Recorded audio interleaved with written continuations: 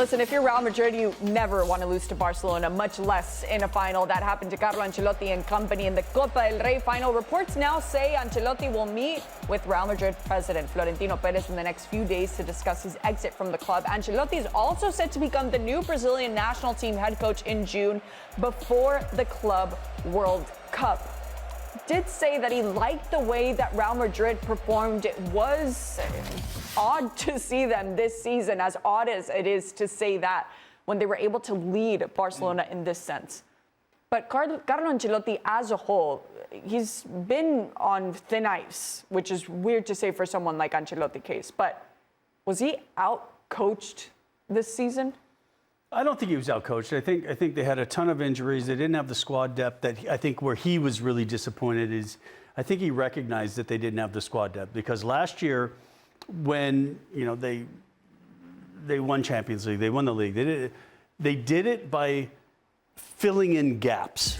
Somebody was injured. Somebody was stepping to midfield, going to defense. Well, you can only do that so long. And they didn't, I think, strengthen enough. They spent so much money on Mbappe that they didn't really have to then bring in, I think, the players that he wanted, knowing that with the amount of games they play, the injuries they've had, and then the injuries, unfortunately, that came, I just think they just haven't had the depth to be able to truly compete. And Barcelona have this depth of youth. Yeah. They mess up financially where they can't go out in the market that they want to, but then they have all these kids show up and just keep performing. So, yeah, I think it's a little harsh on Ancelotti, but when you're at Real Madrid what the hot seat is. Yeah. And also how this game can be cruel. They have a terrible first half. They get played off the pitch. Mm-hmm. They make adjustments at halftime. They were dominating. And with 5 minutes to go, they get what should have been the winner.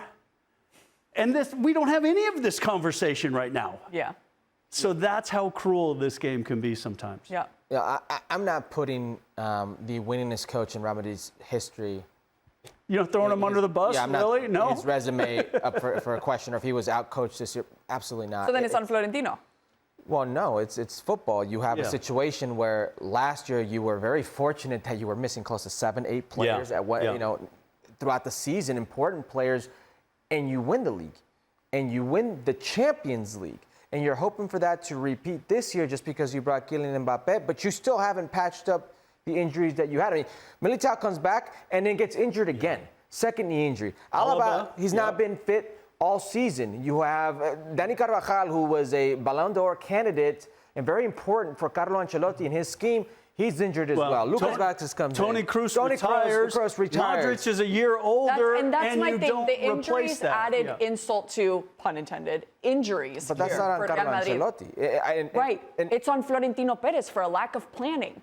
Well, you think it's just going to keep working because Carlo Ancelotti always finds you don't plan for so six many injuries. No. And then you hope. But this roster could have been much deeper, and it could have really helped. No, and I agree. They should have been deeper. But that's easier said than done, because when you're Real Madrid and you knock on somebody's door, the price automatically doubles and triples. Right. So my question now is the decision for Ancelotti to go to Brazil. The question was before or after the Club World Cup? Well, now it's June, which would put him with Brazil before the Club World Cup. What are your thoughts on that decision? This doesn't get out by chance. You don't give Fabrizio Romano, who's like the world's top insider, this information unless you want him to have this information. This is a message being sent. This is Carlo Ancelotti saying, you're not going to do me like this again. He was let go by Florentino once before. He's not going to go down that route again. He's going to take what I think is going to be a historic move to the Brazilian national team. The Brazilian national team have never had a foreign manager in their history.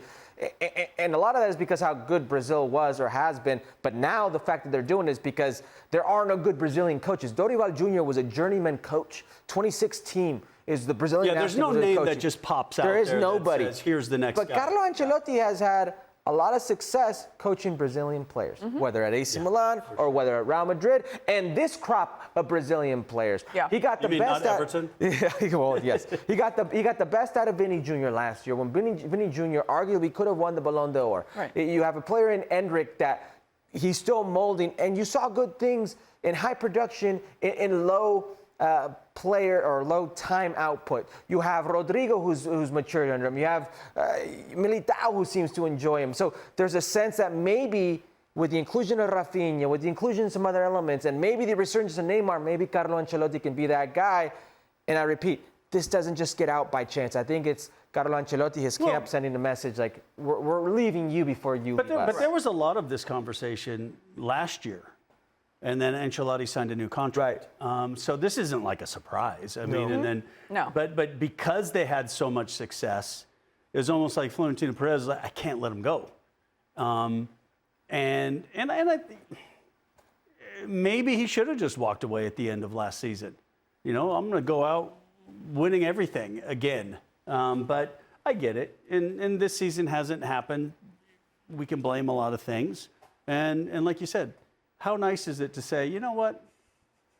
If you're not happy with me, let's shake hands and I'll go coach the Brazilian national team in a World Cup. Casual. Yeah, that seems pretty cool. Yeah. Listen, he's a classy man. He is I am going to miss his press very conferences with Real Madrid, but looking forward to what he can do now with the Brazilian national team. But after losing the Copa del Rey, he said, our focus now is going to be winning La Liga. We'll see how that journey continues for Real Madrid this coming Sunday, 8 a.m. Eastern, facing Celta de Vigo on ESPN+. I will be up very early with Alex Pareja for the Spanish version for the preview. See you there.